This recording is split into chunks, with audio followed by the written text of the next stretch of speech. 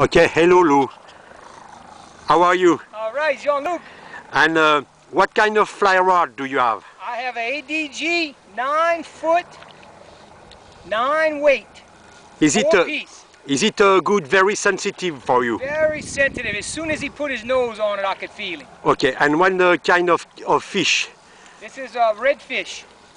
And from the bank? From the bank, I threw along to that pole over there, and I stripped it along the bank.